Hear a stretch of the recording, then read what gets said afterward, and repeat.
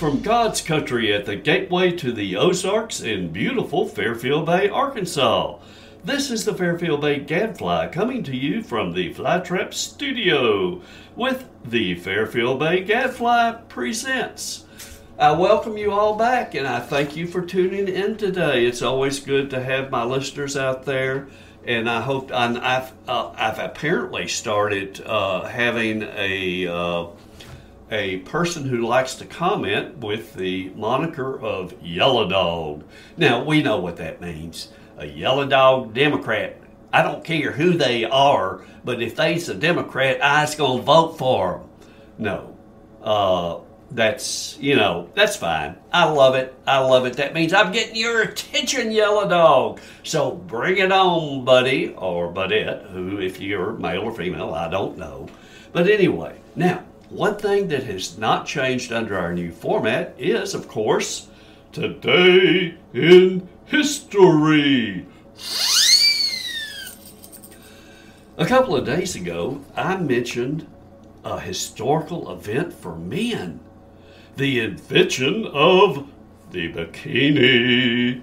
Now, on July 7th, 1550, a couple of years ago, and in a nod to our female listeners, chocolate was first introduced in Europe. I'm not sure when it immigrated to America, but it continues to make the ladies happy on Valentine's Day and many other days other than Valentine's Day. Now, let's switch into current events, shall we? Okay, we have Dateline London. Boris Johnson gives notification of his resignation as British Prime Minister. Bad hair and all. And I don't know what it is about the Brits, but for whatever reason, not only do many of them have bad hair, they have bad teeth too. I don't know if the national health plan that they have over there includes dentistry, but from what I've seen, it does not appear so. Now, he had a wonderful quote on announcing his resignation, and he said, "Them's the breaks." And that's really a nice little quote there. I think that we might be able to use it further on in the podcast. Now, speaking of London and Washington, D.C., the FBI and MI5 warn of Chinese technology theft. I'm shocked. Aren't you, TikTok? Yes, it would never occur to me that the Chinese would be interested in our technology, TikTok. But, that's what law enforcement agencies are telling us. And I'm sure, TikTok, they must have something in mind by doing this, TikTok. But who knows? But we'll let the kids go on and download the app, TikTok, and we'll see where that goes. Now, we have mentioned the other day the horrible shootings up in Illinois over the holiday weekend. Now, one thing that some folks haven't considered is the perception of the shootings in Illinois. Now, think about it. Highland Park is a fairly well-to-do suburb with probably less diversity than, say, the city of Chicago, particularly on the south side.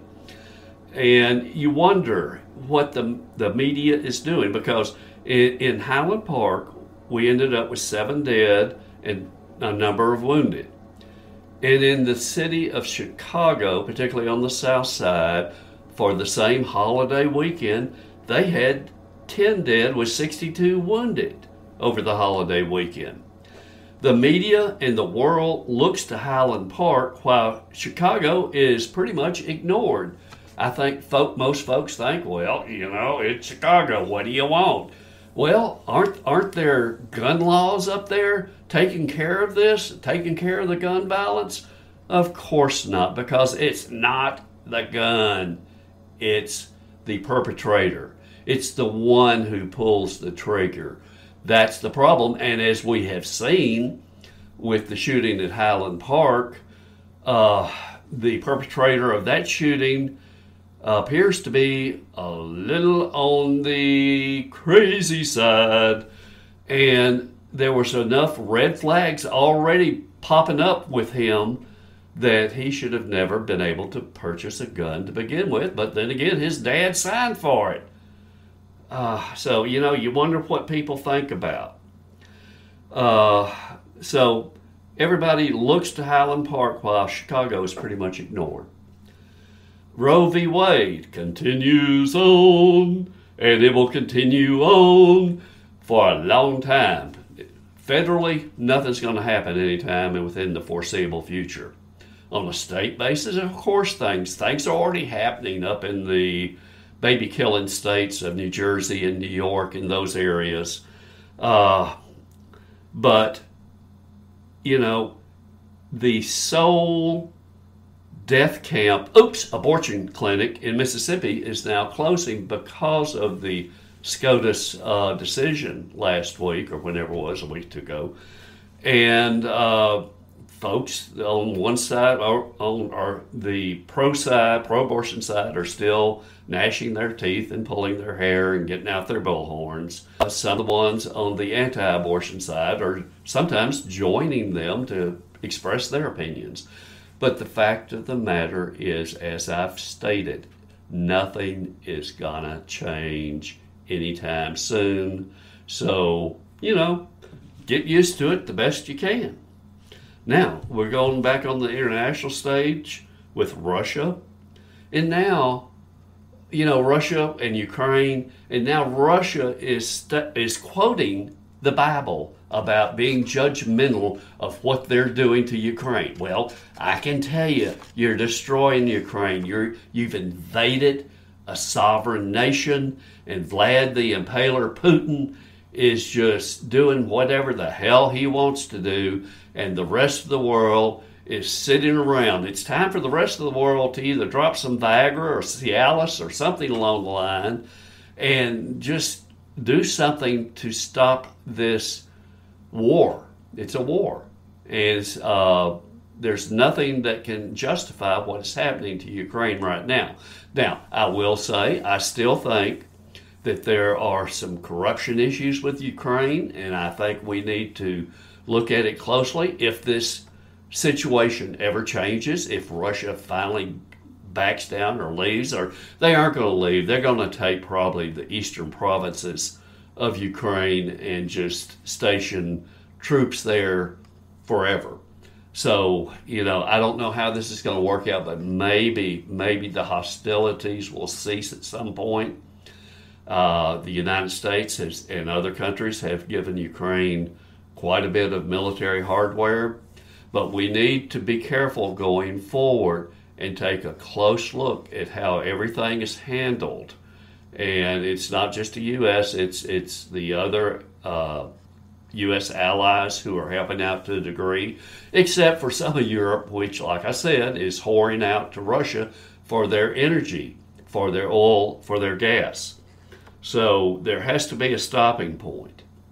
Now, continuing on internationally, this just in, Pamplona, Spain, the running of the bulls and the idiots continued for the first time in 2 years without any fatalities of the idiots.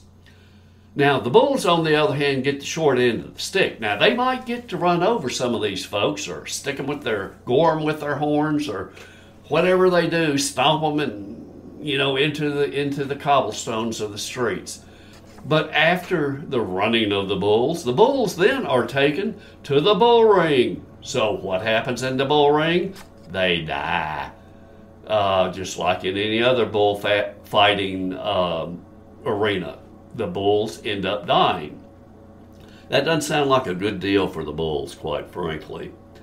Now, back in the States, Madison, Wisconsin. The Wisconsin Supreme Court has now ruled that sex trafficking can be a homicide defense. In other words, if some of these people, a male or female, whatever the case may be, although I think most of the times it's probably going to fall into the female category, if they have an opportunity to escape the folks who have imprisoned them and are sending them out to do the sex trafficking, if they have an opportunity and that opportunity involves them having to kill this person who has kept them hostage, then according to the Wisconsin Supreme Court, that's a legal defense to homicide. Now, some of the prosecutors up there think that just kind of opens the door a little bit too much, but at the same time, I have to agree. If some of these poor victims of sex trafficking have an opportunity to escape, and so what if it involves the traffickers losing their life? I really don't care.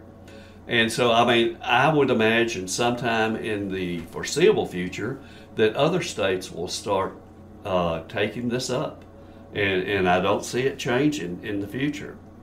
Now, we switch to the state of Arkansas. Governor Hutchinson agrees with the Gadfly on the budget surplus. Oh, I knew I was right to begin with.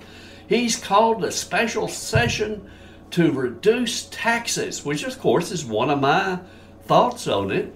Of course, my other thought was, well, let's give a tax credit to those folks who file their taxes. You know, $200-300, that might be pretty good. You might end up with a refund, who knows? But one thing the governor did say, that teacher salaries will not be discussed as a possibility under what to do with the budget surplus. So I think what ASA has in mind is just budget cuts, and they're going to hold on to that $1.6 billion, which it doesn't surprise me at all. Now, what is this? What is going on in the world today, particularly when my little recorder doesn't do what it's supposed to do? Here we go. Now listen closely, folks. This is important in Arkansas.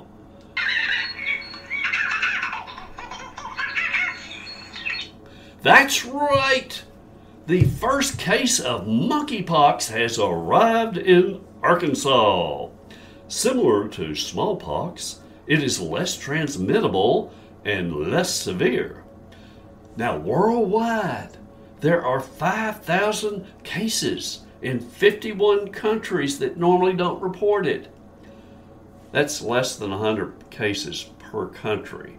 Now, they say that it's not easily transmittable. You have to touch somebody or the clothing or something, and then you end up, like I said the other day, like if you had Crocs on your feet and got out in the sun and ended up with those lovely little spots all over your lily white feet. That's pretty much what it is. And it's not as severe. It does have headaches and just whatever normally goes with some ailments. But anyway, we have to watch out because monkeypox is now in Arkansas. Now, we go a little bit more local to Fairfield Bay. Now, and I really appreciate each one of you who lives in Timbuktu or wherever, or California or East Coast or down at LA, that's lower Alabama. Those that listen to the podcast, I appreciate when you reach this point and you still listen because you never know what's going to happen in Fairfield Bay. And so speaking, and this goes back to what I talked about earlier, speaking of Boris Johnson's famous words, them's the breaks. The Fairfield Bay Community Club 2022 Board of Directors election appears to have been very questionable, and no real explanation has been offered by the election committee at this point. Items that would have helped provide some security for the election with no cost to the club were ignored by the board of directors. With cries of election fraud all across the U.S., the board's lack of concern to assure the members of a fair election has now presented a legal morass that will continue to divide this community. Any board member who supported refusing extra election security should not serve as a board member, bottom line, much less act as an officer of the board. The club annual meeting is this coming Tuesday, July 12th at 5 p.m. All club members are encouraged to attend. And if you have any questions, whatever they might be, please ask them. Like, where are the invalid ballots? Can we physically see them? That's what people are asking now. That's the what's running through the community as we speak. So the board of directors has an obligation to the members to provide a cut and dried and explanation as to what is going on here with the evidence of the ballots and apparently the envelopes. And I continue to ask who over at the club is an expert on paper quality and how it's made and everything else. That's one of the items involved, and that's one of the items that could have been addressed with better security, but it's not happening at this point, and we're still waiting. Now, to leave y'all with a bit of humor, how many narcissists does it take to screw in a light bulb? 1. The narcissist holds the light bulb while the rest of the world revolves around them. This is the Fairfield Bay Gadfly, bringing you truth from above and signing off for now.